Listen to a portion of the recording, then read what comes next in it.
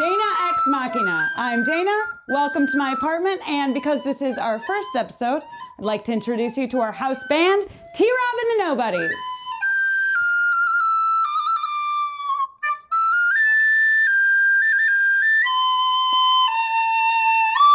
T-Rob and the Nobodies. So here at Dana Ex Machina, we ask the questions about movies that no one else does. And today we're talking about film turned hot topic tea, Beetlejuice, in honor of its 30th anniversary. It's showtime.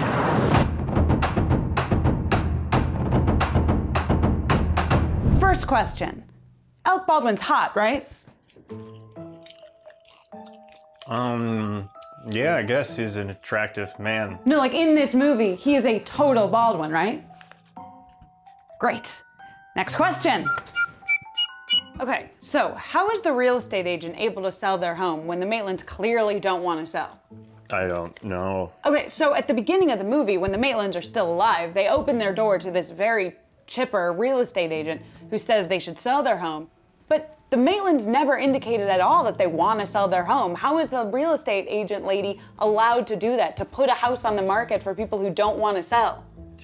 I haven't seen Beetlejuice in a while. I mean, like, what sort of back alley mafia-style real estate company is she running? Like, go sell houses of people who want to move and sell their homes, right? Right. Okay, and also, when the Deetzes move into the Maitland home after they die, R.I.P., all the Maitland furniture is still there.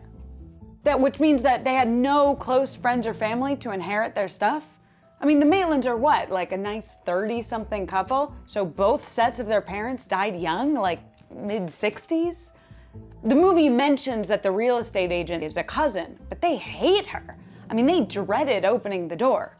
So that means both of the Maitlands have no close family, and that this real estate agent is greedy enough to sell their house while they're still living in it, but not greedy enough to sell any of their furniture. I mean... Right. All right, next question. Did Adam and Barbara Maitland choreograph that whole song and dance routine? Oh, I love that scene. Yeah, we all do. But like, they run a hardware store. How did they know how to choreograph that? It's like a fully integrated, well-balanced, full number, and they had really short notice. Like, do you think they already knew how to merengue or whatever before this began? Good on them. All right, next question. What is the deal with the ghost economy? What? Like the ghost economy. I mean, Adam and Barbara Maitland have to haunt their house for 125 years, but behind the scenes, we see like indications that there's like a full economy going on, like a full functioning society.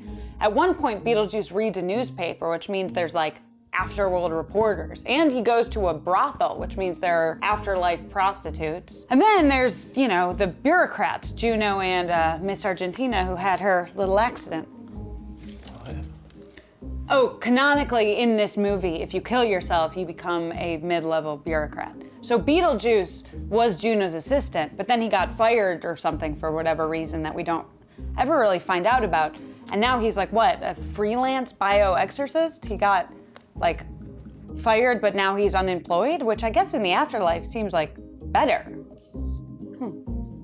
Wait, so does that mean Beetlejuice killed himself because he was Juno's assistant? Oh God. It's like a much darker interpretation to the ending of Birdman. Huh. Next question. Do ghosts use the bathroom? Probably not. Okay, yeah, you'd think so, but then there's a scene where this whole football team dies and they go to Juno and they're in Juno's office and one of the football players goes, "Hey coach, where's the men's room?" But like, why would he need to do that? He's dead. That's pretty weird. Yeah, right? Yeah. Next question. Is the age of consent a thing in the afterlife? Is that like a plot in the movie? Well, yeah, so like, Beetlejuice has this thing that's never explained where he has to like appear and disappear if you say his name 3 times. And to get out of that, for another reason that's never explained, he has to marry someone. And so he forces Lydia Deetz, who's like a teenager, she's like 16, to marry him. He like puts her in a red dress and summons this demon priest to marry them. Whoa. And like, everyone is kind of okay with it. Like, there are rules to this marriage, like there needs to be witnesses and Lydia has to say I do, but this priest doesn't seem to realize that she's like physically like being forced to do this against her will. And again, she's like a child. how is that okay? How are the rules of Beetlejuice's marriage loophole fulfilled with like statutory marriage, illegal, whatever? It's so messed up. I know! Okay, next question. Why are there seance instructions in the handbook for the recently deceased? Oh. So, I mean, after Barbara and Adam die, they come home and find the handbook for the recently deceased, which is like instructions for the afterlife. They don't read it because it's too complicated, but you know who does read it is Ortho, who's Delia's gay best friend / art dealer / interior decorator. And he skims it and in a single night realizes that there's instructions for like a seance to summon Barbara and Adam's spirit in their wedding clothes, which like accidentally ages them Crypt Keeper style. But like, he was smart enough to read this book, but why would it have any instructions for living people to interact with ghosts when living people aren't even supposed to know that this book exists? Yeah, I like barely remember that part even. I mean, and this book is like amazing. I mean, it is not only irrefutable proof of an afterlife, it's like a full explanation of it. So how is Ortho smart enough to read it and not smart enough to realize like how valuable this book is? Like, screw this seance. Like, they should just go public with the book. Next question, how do Lydia's Polaroids go to full poster size? Oh, I definitely don't remember that part. Okay, so remember that scene where Adam and Barbara cut holes in designer sheets to pretend to be like ghosts to spook the Deetzes? Vaguely, yeah. So Lydia takes pictures of them, but on a Polaroid camera. She takes like a bunch of Polaroids, and they're proof of ghosts. And then in the next scene, she's showing her mom the pictures, but these are like blown up poster size now. They're like 8 by 11 at least. But like, she took those photos on a Polaroid camera. There are no negatives for her to go back to blow up the pictures. So like, how did she do that? It seems like a minor detail. You know what? Next question.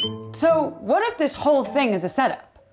I mean, nothing in this house makes sense. Sometimes the Deetzes can see the Maitlands when they move objects around, and sometimes they can't. No one really seems to care that ghosts are real and the afterlife is confirmed in this universe. Lydia's photos go from Polaroid to poster size. I mean, what if this whole scenario is like hell? Or at least like a purgatory? Oh, like in Lost, that show Lost. Yeah, I mean like, but think about it. Everyone in this movie is like in their own personal bad place. Lydia is cast away from New York City, stranded in a tiny suburban nowhere with her ineffectual dad and a stepmom that she hates. Delia is miles away from her society friends and the rest of the art world, never to achieve success with the artistic elite. And Charles has to watch his dream country house transformed into his wife's weird avant-garde immersive art exhibit. They're all stuck, and there's no explanation for why. I mean, they're trapped. They don't even know they're dead, just stranded in this house where the rules don't make sense and bizarre things keep happening, doing this job forever that you can't remember anyone actually telling you to do.